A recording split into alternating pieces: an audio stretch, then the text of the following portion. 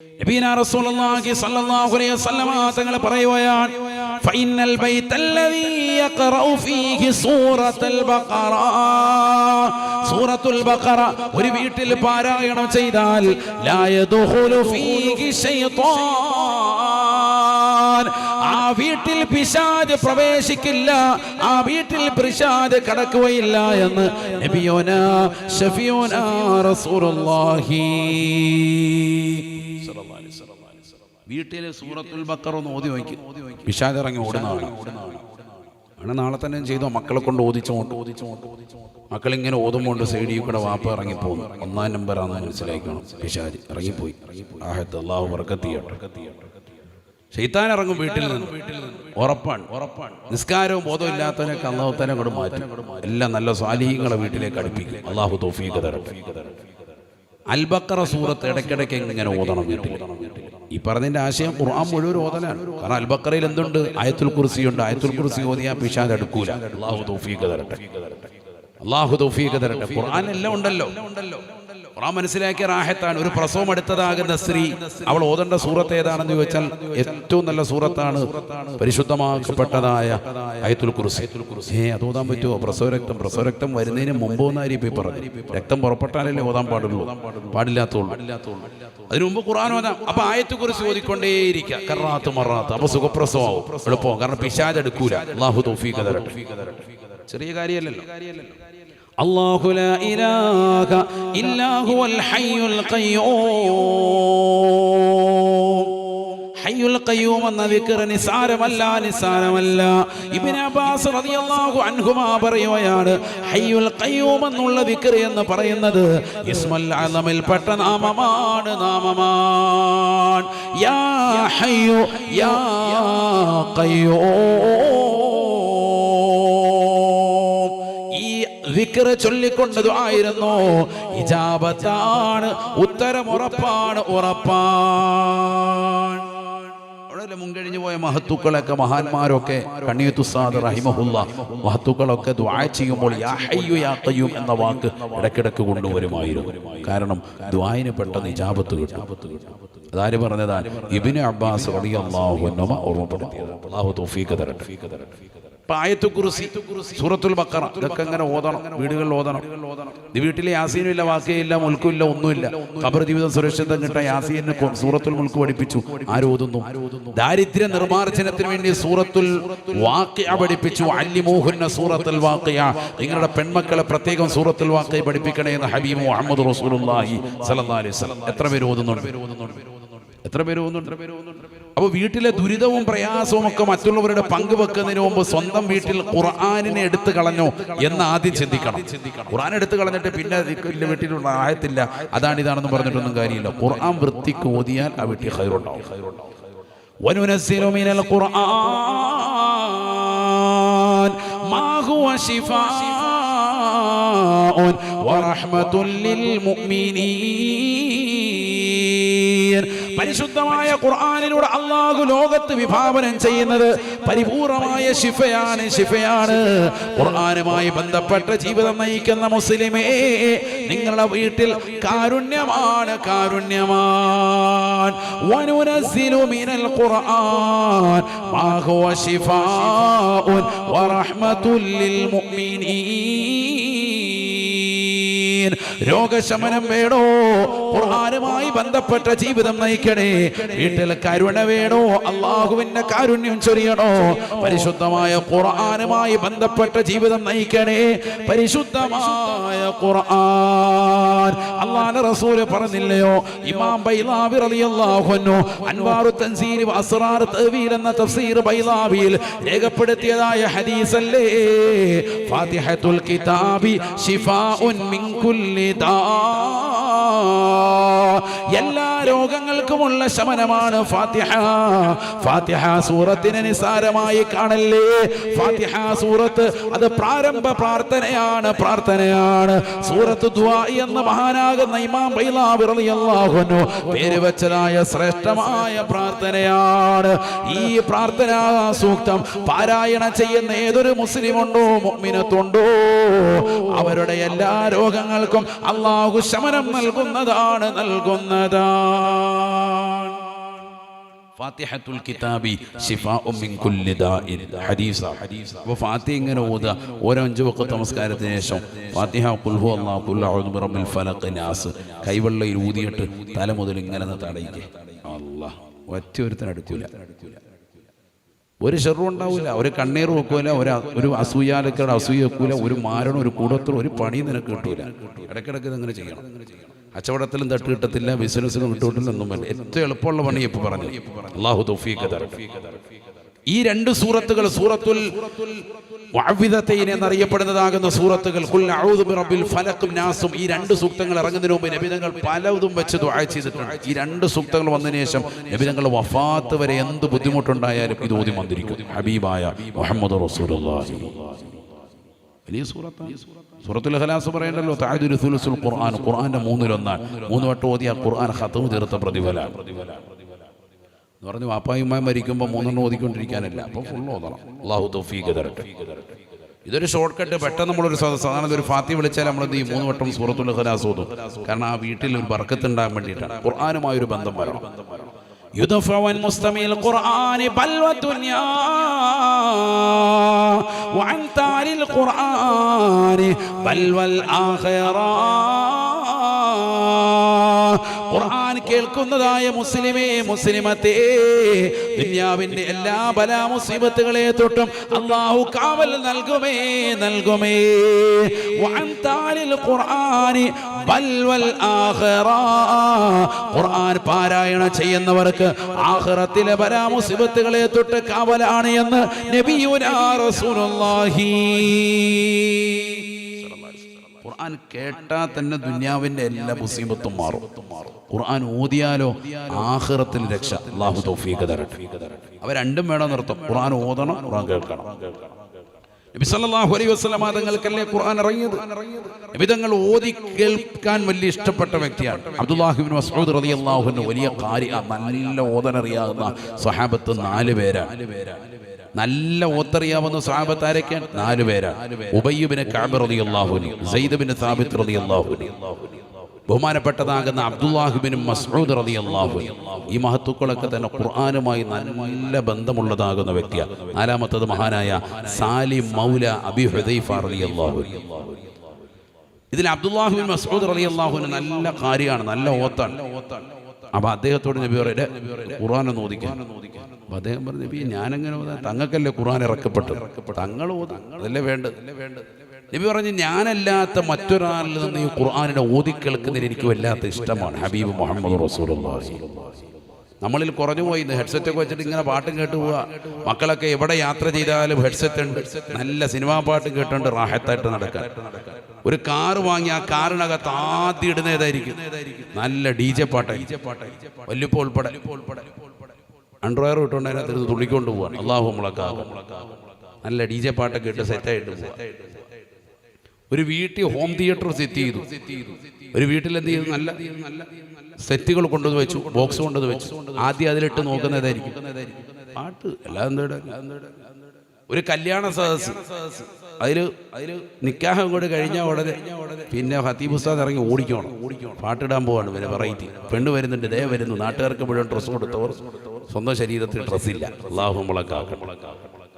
അങ്ങനെ തന്നെയല്ലേ ഇപ്പം നടക്കുന്ന കല്യാണം. നാട്ടുകാർക്ക് മുഴുവൻ ഡ്രസ്സ് കൊടുത്തു. തലേന്ന്, അതിന് പിറ്റേന്ന് പച്ചക്കല്യാണം, ചുവപ്പ് കല്യാണം, നീല കല്യാണം, അവസാനം എല്ലാ കളറിലുള്ള കല്യാണങ്ങൾ കഴിഞ്ഞ് ഓരോ ദിവസം ഓരോ ഡ്രസ് കോഡാണ്. നാട്ടുകാർക്ക്, കൂട്ടുകാർക്ക്, ബന്ധുക്കൾക്ക് എല്ലാവർക്കും ഓരോരോ ഡ്രസ്സുകളാണ്.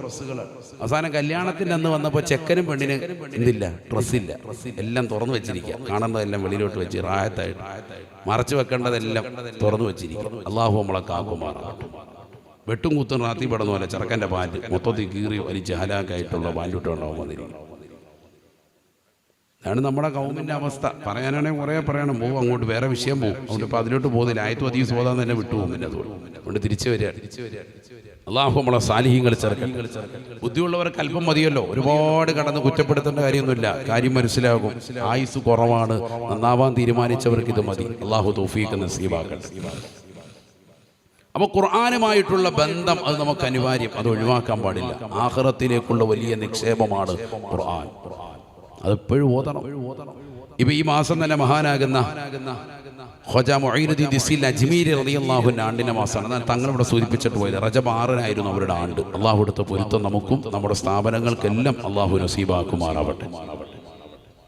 ഖ്വാജ തങ്ങളാര് ഇറാനിലാണ് അദ്ദേഹം ജനിച്ചത്, ഇറാൻകാരനാണ്. അദ്ദേഹം 20 വർഷം അദ്ദേഹം ഓതിപ്പടിച്ച് തർബിയത്തിന്റെ മേഖലയിൽ ഉന്നത ശ്രേണിയിലേക്ക് അദ്ദേഹത്തെ എത്തിച്ചത് മഹാനാകുന്ന ഉസ്മാനുൽ ഹാറൂനി റളിയല്ലാഹു അൻഹുവിന്റെ തിരുസൂദത്തിലാണ്. വലിയ സൂഫി വര്യനാണ് അദ്ദേഹം. അദ്ദേഹത്തിന്റെ അടുക്കലാണ് 20 വർഷം പഠിച്ചത്. 20 വർഷത്തിന് ശേഷം അദ്ദേഹം വിളിച്ചിട്ട് ശിഷ്യനോട് പറയുന്നുണ്ട്, ജദ്ദിദ് വുളൂഅക, നിന്റെ വുളൂ ഒന്ന് പുതുക്കാൻ വേണ്ടി പറയുന്നുണ്ട്. അവിടെ തന്നെ ചരിത്രം വിശദീകരിച്ചുകൊണ്ട് പണ്ഡിതന്മാർ പറയുന്നു, വുളൂ പുതുക്കാൻ പറഞ്ഞതിന്റെ അർത്ഥം എന്താ? വുളൂ എവറടി ഉണ്ട്, എപ്പോഴും വുളൂ ഉണ്ട്, അതുകൊണ്ടാണ് വുളൂ പുതുക്കാൻ പറഞ്ഞത്. അല്ലെങ്കിൽ പോയി തവല്ല നീ വുളൂ എടുക്കണ്ട പറയുന്നത്. മനസ്സിലാക്കണം. നമ്മളോ വുളൂ ഉണ്ടോ ഹാജിയാരെ? ഇല്ല ഹാജിയാരെ, വുളൂ ഹാജിയാർക്ക് വുളൂ ഇല്ല. നാളെ ഉണ്ടാവും, നാളെ ഇല്ല. മരിക്കുന്നിടം വരെ വുളൂ ഇല്ല. അല്ലാഹു മുളക്കാക്കട്ടെ. അതാണ് നമ്മുടെ അവസ്ഥ. എപ്പോഴാണ് നമുക്കൊരു നല്ല വൃത്തിയായിട്ടൊരു ഒന്നുമുള്ള ഒരു അവസ്ഥ എന്നാ ഉണ്ടായിട്ടുള്ളത് ജീവിതത്തിൽ? നമ്മളെപ്പോഴും ദായിമുൽ ഒന്നുമായിരിക്കണം. കാരണം വെള്ളത്തിനൊരു ക്ഷാമം ഇല്ലല്ലോ. നിങ്ങൾ തന്നെ പറയുന്നുണ്ട് ഈ നാട്ടിൽ എവിടെ കുഴിച്ചാലും വെള്ളമാണ്. ഫുള്ള് എവിടെ കുഴിച്ചാലും പാറയാണ് വെള്ളം എന്ന് പറയുന്നുണ്ട്. ഇങ്ങനെ അഭിമാനം കൊള്ളുന്ന ഒരു നാട്ടുകാരെ ഞാൻ കണ്ടിട്ടില്ല. അള്ളാഹു ഇത് നിലനിർത്തുമാറാവട്ടെ. 80 അടി താഴ്ചയിൽ വെള്ളം കാണുമെന്ന് നിങ്ങൾ ഉറപ്പിക്കുന്നുണ്ട്. എങ്കിൽ നിങ്ങൾ എന്തുകൊണ്ടൊന്ന് ഒന്നൂതായിമാക്കി കൂടാ?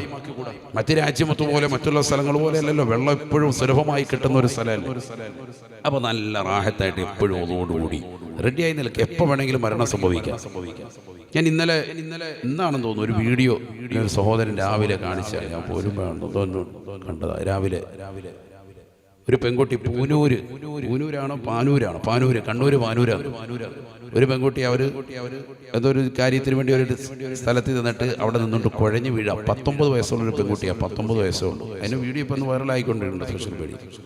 കുഴഞ്ഞ് പെട്ടെന്ന് ഇങ്ങനെ ഒരു വെള്ളം ചോദിക്കുന്നു, അവിടെ വന്നിരിക്കുന്നു, സ്വന്തം കുടുംബം കൂടെയുണ്ട്, വെള്ളം എടുത്ത് ഇങ്ങനെ കൊടുക്കുന്നു. അത് കുടിക്കുന്നതിന് മുമ്പ് തന്നെ കുഴഞ്ഞങ്ങ് വീഴുകയാണ്. 19 വയസ്സുള്ളൊരു പെൺകുട്ടി കുഴഞ്ഞു വീഴുന്ന CCTV ക്യാമറ ദൃശ്യം ഇന്ന് സോഷ്യൽ മീഡിയയിൽ വൈറലായിട്ടുണ്ട്. ഇന്നത്തെ ദിവസം, നാളെ ആയിരിക്കും ഒരു പക്ഷേ നിങ്ങൾ കാണും.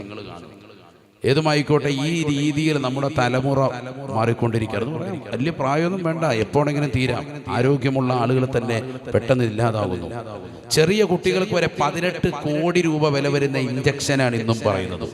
18 കോടി വില വരുന്ന ഇഞ്ചക്ഷൻ. എന്നിട്ട് ഈ ഇഞ്ചക്ഷൻ എടുത്തിട്ട് തന്നെ മരണപ്പെട്ടു എത്ര ആളുകളാണ്? അതിനെ ജീവിച്ചേക്കൊന്നും ഗ്യാരണ്ടിയൊന്നുമില്ല. അത് പിരിച്ചെടുക്കുകയാണ് നമ്മുടെ ജനങ്ങൾ. കേരളത്തിലേതാകുന്ന സ്നേഹജനങ്ങൾ എല്ലാവരും കൂടി അത് സമ്പന്നമായിട്ട് അത് പിടിച്ചെടുത്ത് ആ പൈസ മുഴുവൻ പിടിച്ചെടുത്ത് ഈ കുട്ടിക്ക് ഇഞ്ചക്ഷൻ കൊടുത്തിട്ട് പോലും ജീവൻ നിലനിർത്താൻ പറ്റുന്നില്ല. ഇത്രയേ ഉള്ളൂ ലോകം. എപ്പോൾ വേണമെങ്കിലും നമ്മൾ തീരാം. അപ്പം നല്ല ഒന്നുകൂടിയുള്ള മരണം നമുക്കുണ്ടാവട്ടെ. അള്ളാഹു തൗഫീഖ് തരട്ടെ. വൈലത്തറ മുഹമ്മദ് കുഞ്ഞുമൂലവി അടുത്ത് മരണപ്പെട്ടു പോയ വലിയ പ്രഭാഷകനായിരുന്നു, വലിയ സൂഫി വ്യക്തിത്വമായിരുന്നു. അദ്ദേഹം എപ്പോഴും വുളൂ എടുക്കാൻ വലിയ ഇഷ്ടം വെച്ച വ്യക്തിയാണ്. വലിയ പ്രായാധിക്യം വന്ന വ്യക്തി അദ്ദേഹം മരണപ്പെട്ടത്. രാവിലെ തഹജ്ജുദിനു വേണ്ടി എഴുന്നേറ്റ് വുളൂ എടുത്ത് പൂർത്തിയായി 2 കൈകളും ആകാശത്തേക്ക് ഉയർത്തി ദുആ ചെയ്തുകൊണ്ടിരിക്കുമ്പോഴാണ് അദ്ദേഹത്തിന് അറ്റാക്ക് വന്ന് മരണപ്പെട്ടു പോകുന്നത്.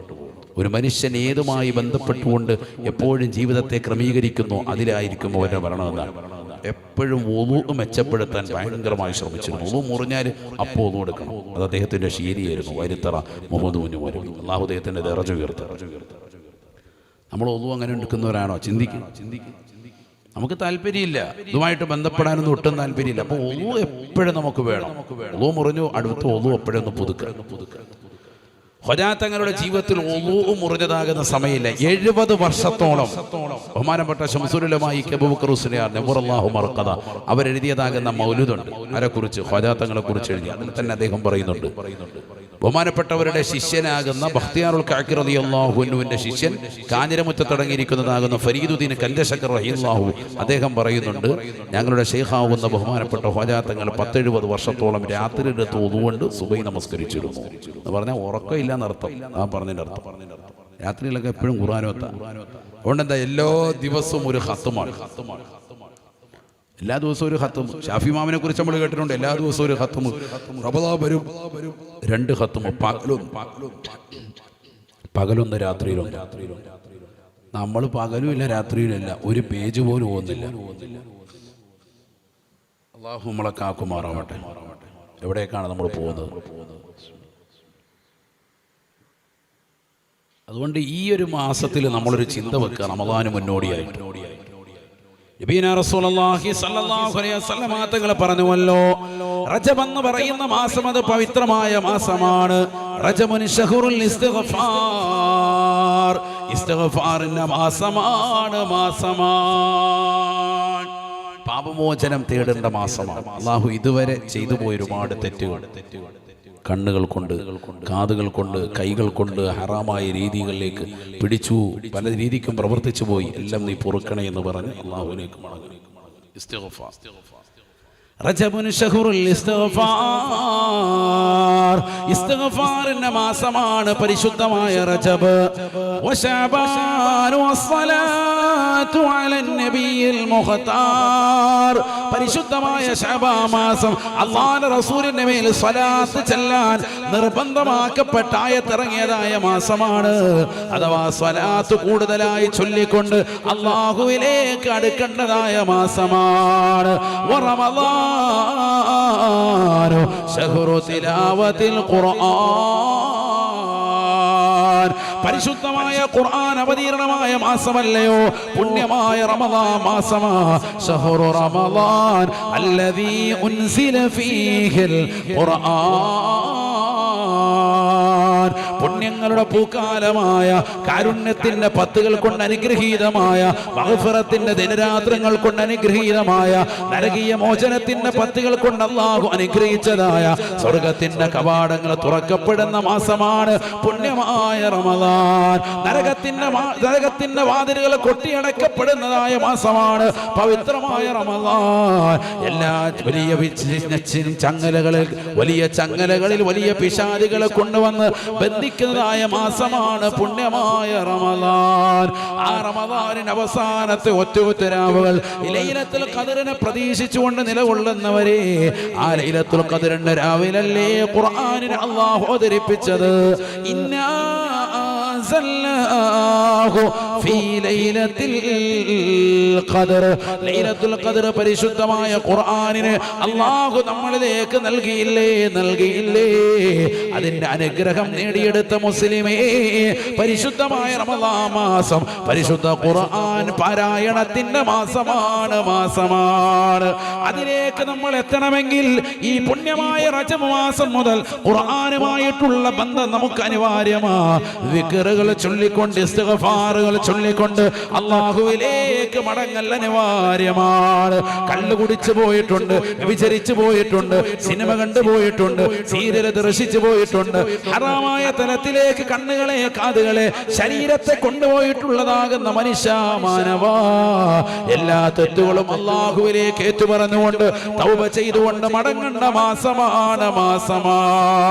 അല്ലാഹുവേ, തങ്ങളുടെ തെറ്റുകുറ്റങ്ങൾ പരിപൂർണമായി പുറത്തു നൽകി അനുഗ്രഹിക്കണേ അല്ലാഹ്. ആഖിറത്തിന് വേണ്ടി പ്രവർത്തിക്കുന്നവരാക്കണേ അല്ലാഹ്. ഉസൈദ് ബിൻ ഹുദൈറ റളിയല്ലാഹു അൻഹു അറിയില്ലയോ? അല്ലാഹുവിന്റെ റസൂലിന്റെ പ്രിയപ്പെട്ട അനുയായിയാണ്. ഖബർ കണ്ടാൽ പേടിക്കുന്ന വ്യക്തിയാണ്. ഒരിക്കൽ ഒരു അനുയായിയാകുന്ന സ്വഹാബിയുടെ ഇതാ ഖബറിന്റെ ചാരത്ത് വന്നിരുന്നുകൊണ്ട് അല്ലാഹുവിന്റെ റസൂലിന്റെ അനുയായികളിൽപ്പെട്ട ഒരു വ്യക്തിയുടെ ഖബർ അടക്കുന്നത് നേർക്ക് നേരെ കണ്ടപ്പോ ഉസൈദ് ബിൻ ഹുദൈറ റളിയല്ലാഹു അൻഹു ആ ഖബറിന്റെ ചാരത്ത് വീണുപോയാണ്. ആ ഖബറിൽ കിടക്കുന്നതാകുന്ന മനുഷ്യന്റെ ജനാസ കൊണ്ടുവന്നിട്ടുള്ള മയ്യത്ത് കട്ടിലിൽ തിരിച്ച് ബഹുമാനപ്പെട്ട ഉസൈദ് ബിൻ ഹുദൈറ റളിയല്ലാഹു അൻഹു കടത്തുകയാണ്. ആളുകൾ തൽബിയത്ത് ചൊല്ലിക്കൊണ്ട്, ആളിതാ തക്ബീറുകൾ ചൊല്ലിക്കൊണ്ട് ബഹുമാനപ്പെട്ടവരുടെ വീട്ടിലേക്ക് കൊണ്ടുവരുമ്പോ വീട്ടുകാരെ പേടിച്ചു പോയി. എന്ത് പറ്റി? ഉസൈദ് മരണപ്പെട്ടുവോ? അദ്ദേഹത്തിന് വെള്ളം തളിപ്പിച്ചുകൊണ്ട് എഴുന്നേൽക്കുമ്പോ അദ്ദേഹം പറയുകയാണ്, ഖബർ എനിക്ക് വല്ലാത്ത പേടിയാണ്. ഖബർ കാണുമ്പോൾ ഭയക്കുകയാണ്. ഖബറെന്നു കേട്ടാൽ തൽക്ഷണം നീ നെട്ടേണ്ടതാ, കണ്ടാലുടൻ വാവിട്ടു നീ കരയേണ്ടതാ. മെടയ്ക്ക് പകരം മാളമാ സുബ്ഹാന റബ്ബി അതിൽ കിടക്കേണ്ടതാ നസ്മാന. എത്രയോ വർഷങ്ങളായി മരണപ്പെട്ടു പോയ ആളുകൾ മഹ്ശറ കാത്തുകൊണ്ട് ഇന്നും ഖബറിലല്ലേ ഖബറിലല്ലേ. വല്ലാത്ത ലോകമാണ് ലോകമാണ്. മനുഷ്യ, നീ എന്തേ അതിനെപ്പറ്റി ചിന്തിക്കാത്തത്? ഈ ദുനിയാവിൽ നീ തെറ്റിലേക്ക് പോകുമ്പോ ഇനി ഒരു ജീവിതം നിനക്ക് വരാനുണ്ടെന്നുള്ള ബോധമുണ്ടോ? മരണത്തെ കുറിച്ച് ചിന്തയില്ലാതെ, ആഖിറത്തെ പറ്റി ചിന്തയില്ലാതെ ഈ ദുനിയാവിൽ അടിച്ചു പൊളിച്ച് കഴിയുകയാണോ? അല്ലാഹുവിന്റെ റസൂൽ സല്ലല്ലാഹു അലൈഹി വസല്ലമ തങ്ങളുടെ പ്രിയപ്പെട്ട അനുയായി ഉസൈദ് ബിൻ ഹുദൈറ റളിയല്ലാഹു അൻഹു, അദ്ദേഹം ഇതാ വീട്ടിലിരുന്നു കൊണ്ട് പരിശുദ്ധമാക്കപ്പെട്ട സൂറത്തുൽ കഹ്ഫ് പാരായണം ചെയ്തുകൊണ്ട് നിലകൊള്ളുമ്പോ തൊട്ടടുത്തതാ തന്റെ കുതിര ആലയത്തിൽ കടന്നുകൊണ്ട് അതിന്റെ കാലിതാ ആകാശത്തേക്ക് ഉയർത്തി വീണ്ടും നിലത്തേക്ക് വന്നിടിക്കുകയാണ്. അതിന്റെ കുളമ്പടികൾ രണ്ടും ഉയർത്തിയിട്ട് വീണ്ടും നിലത്തേക്ക് ആഞ്ഞ് ചവിട്ടുന്നത് കണ്ടപ്പോ വല്ലാത്ത ഭയത്താൽ ബഹുമാനപ്പെട്ടവർ ഖുർആൻ മടക്കി വെക്കുന്നു. ഓതൽ നിർത്തിക്കൊണ്ട് കുതിരയുടെ അടുക്കലേക്ക് ചെല്ലുകയാണ്. നോക്കുമ്പോ കുതിര ശാന്തമായി. ബഹുമാനപ്പെട്ടവർ വീണ്ടും വന്നു, വീട്ടിനുള്ളിലിരുന്നു, കിബില കവിയുമായിരുന്നു. ഖുർആൻ തുറക്കുന്നു, മനോഹരമായ ഖുർആൻ പാരായണം ചെയ്യുകയാ, ഖുർആൻ ഓതിക്കൊണ്ടിരിക്കുകയാണ്. പരിശുദ്ധമായ ഖുർആനിലെ സൂറത്തുൽ കഹ്ഫ് പാരായണം ചെയ്യുകയാണ്.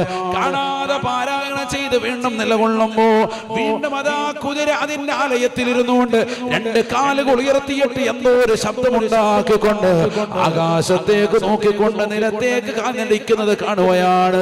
ബഹുമാനപ്പെട്ട ഉസൈദ് ബിൻ ഹുദൈർ റളിയല്ലാഹു അൻഹു വീണ്ടും അതാ ഓത്ത് മതിയാക്കി ഇറങ്ങി ചെല്ലുന്നു. കുതിരയെ തടവുന്നു, ആശ്വസിപ്പിക്കുന്നു.